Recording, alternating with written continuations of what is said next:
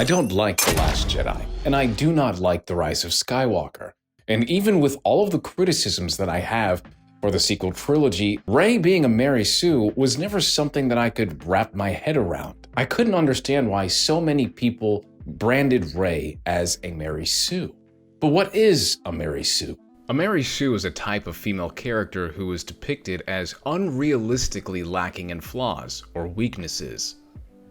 I don't think that Rey is any of that. I mean, in the slightest degree. In fact, I think there's a lot of similarities between Luke Skywalker and Anakin Skywalker, and I think Rey's journey mimics their journey so very well. And when I think of all three of those characters, I think about how extraordinarily talented they are, especially Rey, toppling the Darth Vader pretender on Starkiller Base, Luke, the farm boy that had absolutely no training and had no business being inside an X-Wing, but for some reason can make that 1 in a million shot, destroying the hyper-defensive Death Star in A New Hope, and even that 10-year-old boy, Anakin Skywalker, the Chosen One, who can fix anything, who creates his own pod racer, and wins the Bunta's Eve against the one racer who always wins. And then on top of that, goes and destroys a Federation trade ship, making all the other pilots on Naboo look like a joke.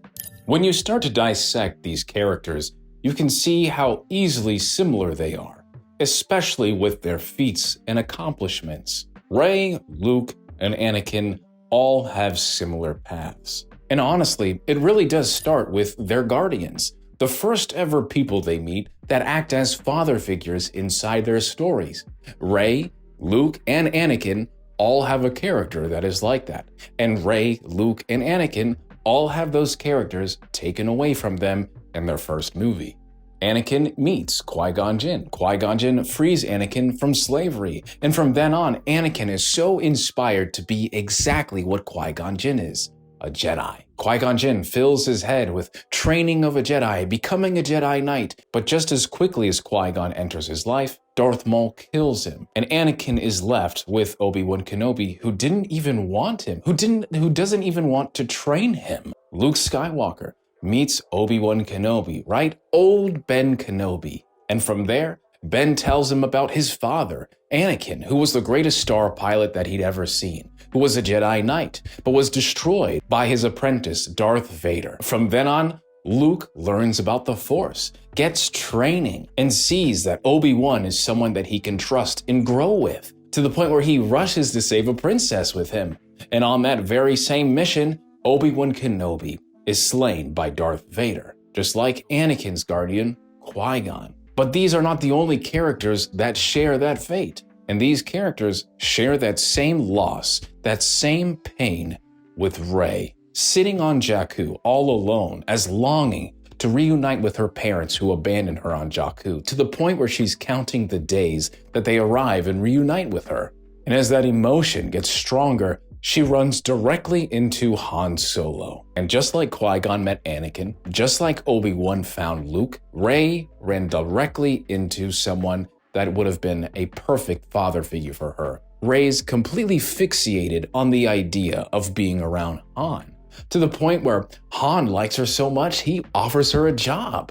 And you can see how much happiness that brings her, just like Anakin being freed, just like Luke learning about this power and having a greater calling. But just when things start to look up for Rey, just like they did with Anakin and Luke, Han Solo is also killed by Kylo Ren. Every single one of their father figures, every single one of their guardians and mentors died. This is the pain of loss, overlooked by so many people that criticize her. Why? Anakin Skywalker probably knows Qui-Gon Jinn for maybe a week. Luke Skywalker probably knows Obi-Wan Kenobi for maybe 2 or 3 days. Rey probably knows Han for about the same amount of time. To me, it's Star Wars. To me, it makes sense that she would feel so strongly, just like Anakin felt about Qui-Gon, just like Luke felt about Obi-Wan Kenobi. This is the start of the backstory for Anakin Skywalker, for Luke Skywalker, and for Rey as well. And when you think about the achievements that Rey had in The Force Awakens, toppling Kylo Ren, piloting the Millennium Falcon. I mean, outside of slaying Kylo Ren, what's more impressive to me is what Anakin achieved at 10 years old compared to what Rey achieved in The Force Awakens. And yes, you're right, Anakin Skywalker is the chosen one. It makes sense. Yes, you're right, Anakin Skywalker's midi-chlorian count is so high, even higher than Master Yoda's. Certainly, absolutely. But if we were to take Obi-Wan Kenobi, or Qui-Gon Jinn, or someone else that was from the Jedi Order, and witness the way Rey would pilot stuff. Rey traversed all the Star Destroyers on Jakku and made her own speeder. I believe that also they would have wanted Rey to be tested for her midi-chlorian count. And you can assume that her midi-chlorian is high, because also she's a Palpatine now, but because of her innate ability to wield the Force, unknowingly, yes, she would have had a high midi-chlorian count as well. And I love Anakin, and I love Luke. And it's funny to see their stories because I personally think Anakin struggled a lot. There was so much pain and tragedy in his story, in his downfall, and ultimately the transformation into Darth Vader because of the dark side, because of his struggle and how quick he was to anger. The loss of his mother was the spark that almost torched the entire galaxy. Because in that moment alone, that is when everything changed for Anakin, and he slowly succumbed to the dark side and Palpatine's influence. And just like his father, Luke struggled with the dark side as well. And you see that in the Dagobah Cave. You see that with the training of Yoda and how he's so quick to anger and frustration to the point where he doesn't even want to believe in what Yoda is saying. Yoda, the Grand Master of the Jedi, right? The wise and most powerful Jedi that Luke had ever known. He was so quick to dismiss every single knowledge lesson that Yoda had to offer on Dagobah. Even to the point where Luke has visions of Han and Leia suffering, and Obi-Wan Kenobi and Yoda are telling him that, hey, this is a trap. Do not go down this way. If you honor what they fight for and what they represent, you will sacrifice them. But instead, Luke believes he is right and rushes to Han and Leia's aid. And why do they suffer? Why are they not listening to their masters? Why is Anakin so stubborn?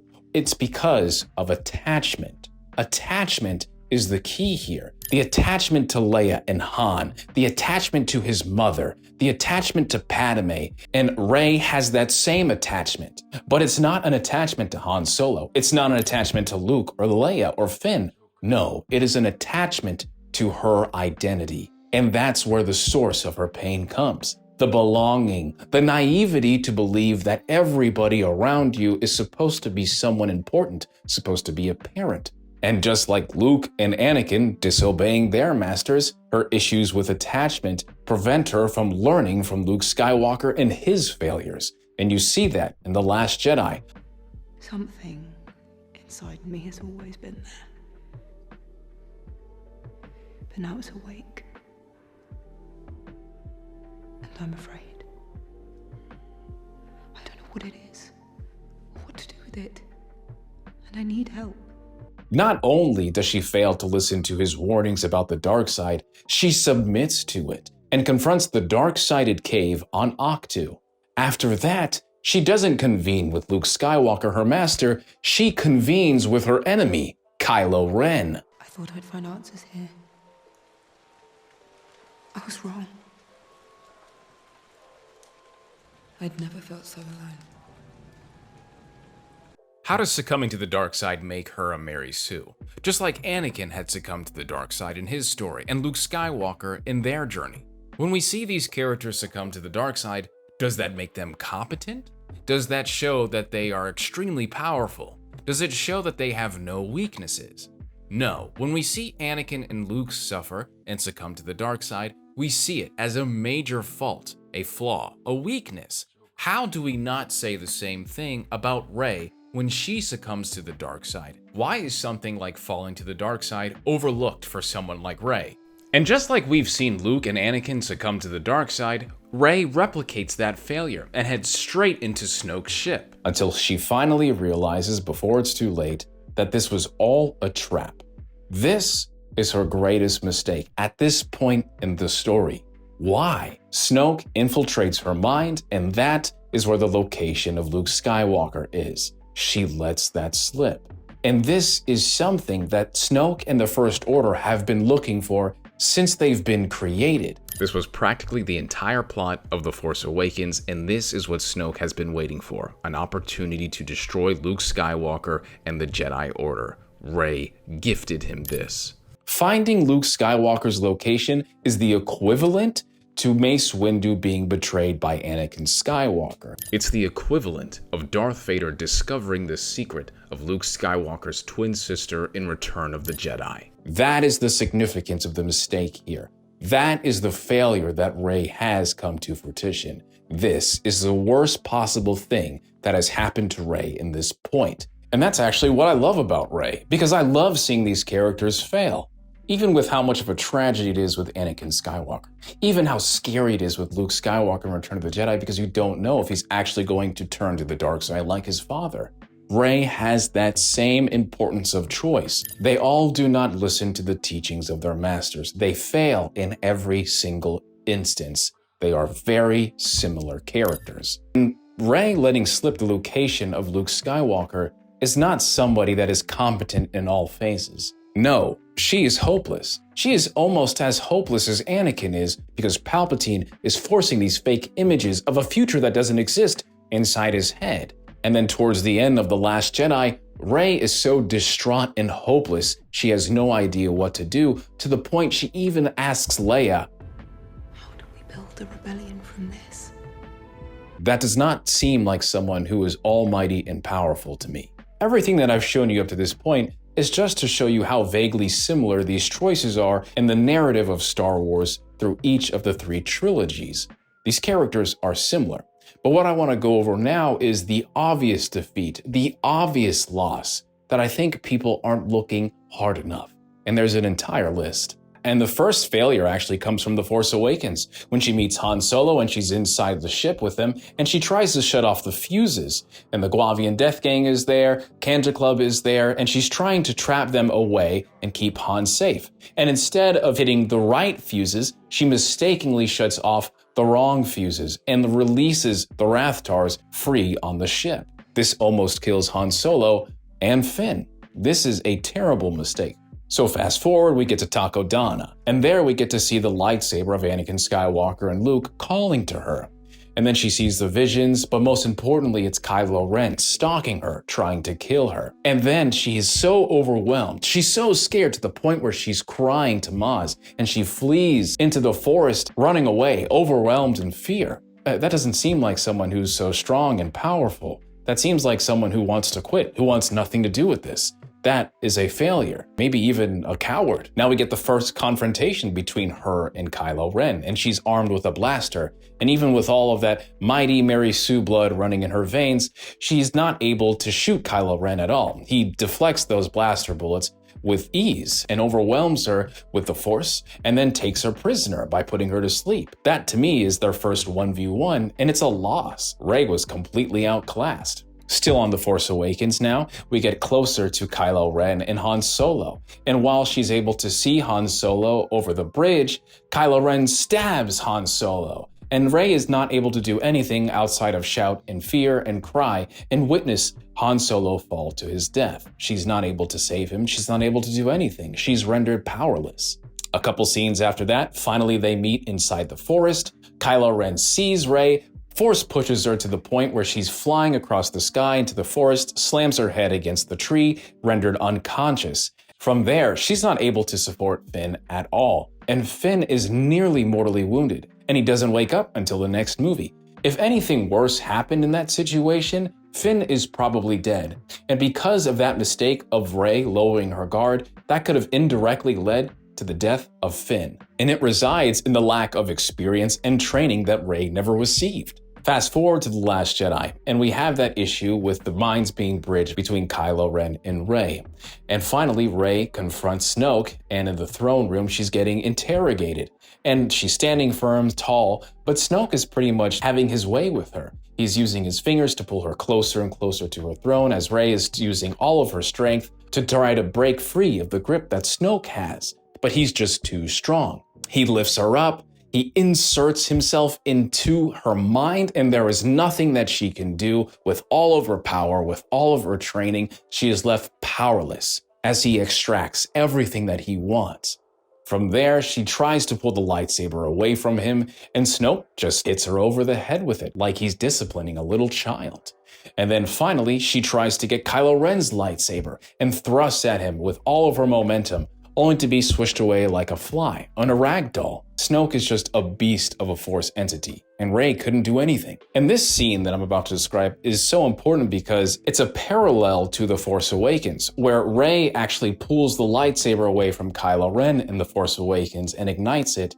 At the end of the battle in the throne room of The Last Jedi, they do the same thing. This time, Kylo Ren is on her level. This time, Kylo Ren is not wounded, emotionally compromised by the decision that he made of killing his father. No, he's headstrong and focused to the point where both of them can't pull the lightsaber away from them. But because of Rey's lack of power, the lightsaber ends up breaking in half. And it's not Kylo Ren's lightsaber that breaks, it's hers. She failed to pull that lightsaber away from him and secure the legacy saber that represented the entire franchise.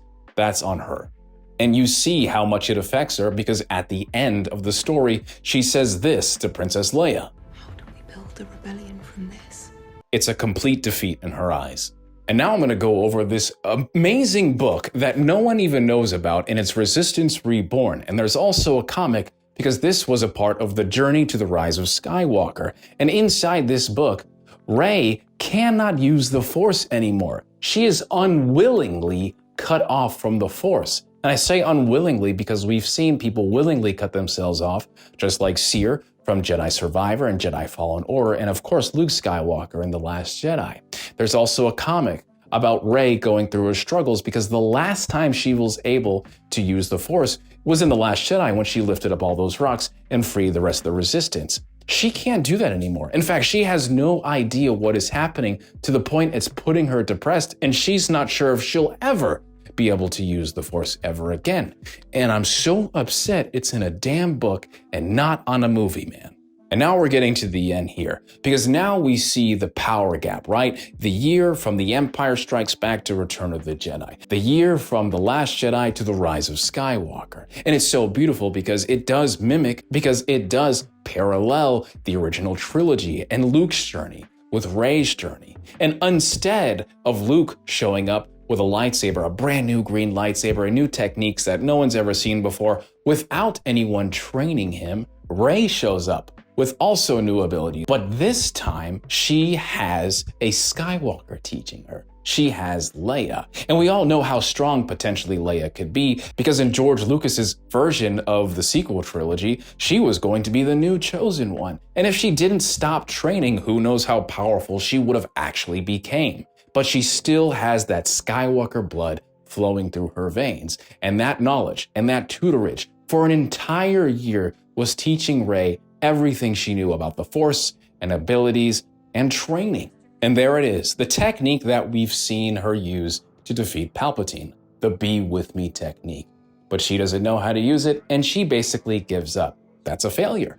I'd argue that this is the same failure that we see Luke commit in The Empire Strikes Back when Yoda is teaching him how to raise the X-Wing.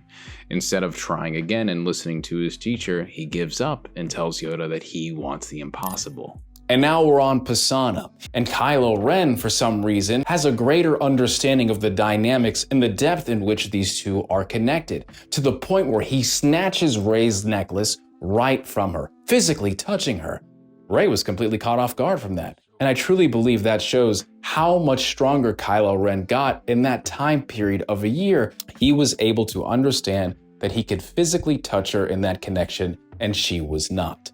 He had the edge. That was a victory. She had the loss. And now fast forward as they're all trying to get away. They've caught Chewie inside the transport. Kylo Ren shows up. Rey's trying to pull the transport back to free Chewbacca. Kylo Ren is pulling it away from her, trying to free the transport. But you see very clearly Kylo Ren is messing with her, annoying her. In fact, he's barely struggling. And it's to the point Rey is getting so frustrated because she knows what Kylo Ren is doing, and she's also trying to save Chewbacca. And in her frustration, she submits to her anger, and then bam, lightning emerges from her fingertips, scorching not only the stormtroopers, but also Chewbacca. She killed Chewbacca. In that moment of the story, she has no idea Chewbacca is not on that ship. But under all the commotion, her actions led directly to one of her closest friends dying, and it was all her fault. And repercussions that literally start her dipping deeper into her anger throughout the movie. And then they head to the wreckage of the Death Star. And then you see Rey confronted in the Emperor's vault by Dark Rey. And Rey is completely thrown off, completely surprised, and thrown out of the vault as she's overwhelmed by her own fear of her inner darkness. That doesn't sound like someone that survived. In fact, that sounds someone that basically had the same type of loss when Luke Skywalker went into the cave in Dagobah and ended up killing Darth Vader, only for him to see his face emerge from the smoking mask. It's practically the same. And from there, we get the greatest duel in the sequel trilogy. We have Kylo Ren versus full power and fully trained Rey. And in this duel, Kylo Ren demonstrates how much more powerful he is in comparison to Rey. And you see that first with the examples of the tidal waves crashing against the wreckage of the Death Star. Rey jumps out of the way, Kylo Ren jumps further, cutting her off. Rey starts to struggle until another wave comes, to the point where it's so large that Rey has to jump even further than before. She doesn't see Kylo Ren jumping to follow her. No, Kylo Ren emerges from beneath the wave. The large tidal wave that was so powerful that everyone was trying to evade, Kylo Ren walks through it like the beast of the man that he is. Kylo Ren goes to reverse grip like he's Starkiller. Rey can't handle the heavy swings and starts having to use the Force to hold his swing back. He sees that, acknowledges it, and does the same thing, as if he's taunting her. Anything you can do, I can do better. And then finally you start to see Kylo Ren take advantage of the duel. His strikes are too powerful, to the point where Rey has to shake her hand off from the shock of each blow. And then she's getting tired, she has to stop, and Kylo Ren hits 3 massive, heavy strikes with his lightsaber to the point Rey collapses and she can't even lift up her lightsaber to defend herself. And if it wasn't for Leia intervening, who knows what happens to Rey and how she gets to Exegol. Finally, Palpatine is in the picture. Palpatine is so strong that he's discarding both of them. After sucking out their life force, Rey is on the ground and she's witnessing Palpatine's Force Storm absolutely shredding the entire Resistance and all of her friends. And she's left hopeless. And as she cries, she starts to dip deeper into the Force to the point, finally, all of the Jedi listen to her. And because of that, she's able to get up and defeat Palpatine. Because of the be with me technique, because all of the Jedi versus all of the Sith, because every single Jedi that we've seen, Luke Skywalker, Anakin Skywalker, Mace Windu, Ahsoka, anybody and everybody is there to help her win this fight. And even after she wins, the toll of this technique kills her. She dies. Overpowered characters do not die. Overpowered characters do not succumb to deception. They don't quit in a fight. They don't cry because they're hopeless. They don't run in fear. Rey has demonstrated all of those things in each of those movies. Rey is a lot of things. I think Rey is very quick to anger. I think she's very fearful. I think she's lost a lot. Not just physical battles, but also mentally, spiritually, emotionally. She has suffered a lot. And although she may not have lost limbs or burnt on the side of a volcano, there are several things that she has gone through that are just as painful as characters like Luke and Anakin.